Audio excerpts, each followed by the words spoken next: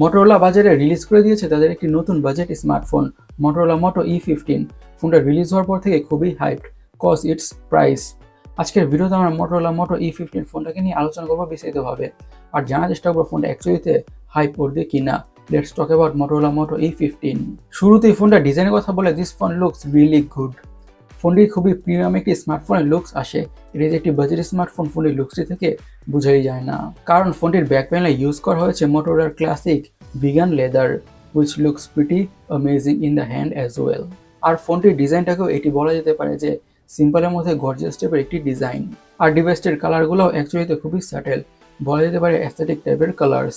Just ডিজাইনের দিক থেকে স্মার্টফোনটিকে 9/10 দেওয়া যেতেই পারে। এখন ফোনটির ডিসপ্লেটাকে নিয়ে কথা বলা যাক। ডিসপ্লেতে ইউজ করা হয়েছে 6.67 ইঞ্চের IPS display with 90Hz refresh rate, but surprising fact হচ্ছে এই ডিসপ্লেটা অ্যাকচুয়ালি হচ্ছে 720p ডিসপ্লে।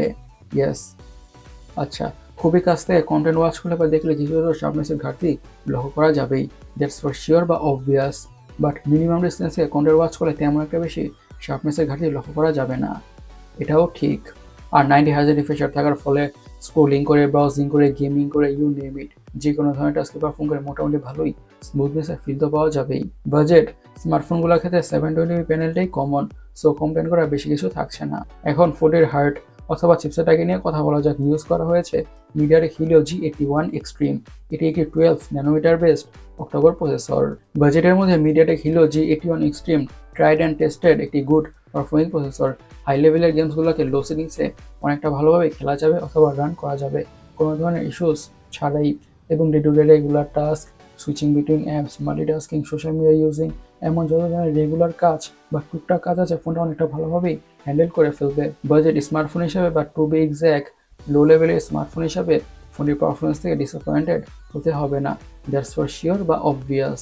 ফোনটির একটি ডিসঅ্যাপয়েন্টিং ফ্যাক্ট হচ্ছে ডিভাইসটিতে ইউজ করা হয়েছে just 2GB of RAM.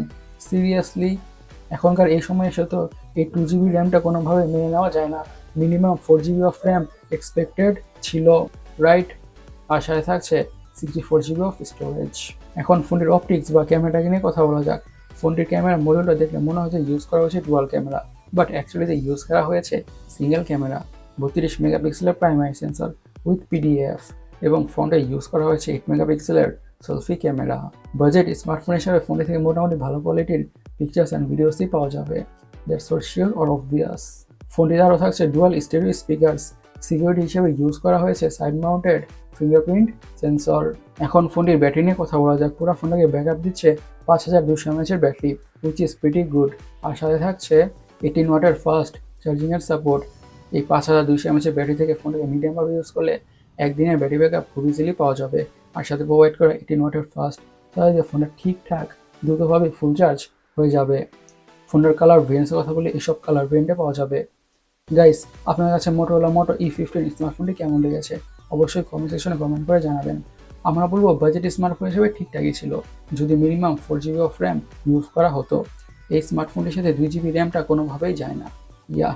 So guys, আমরা আজকের ভিডিওটি এই পর্যন্তই। আমি সৈকত, সাইনিং আউট।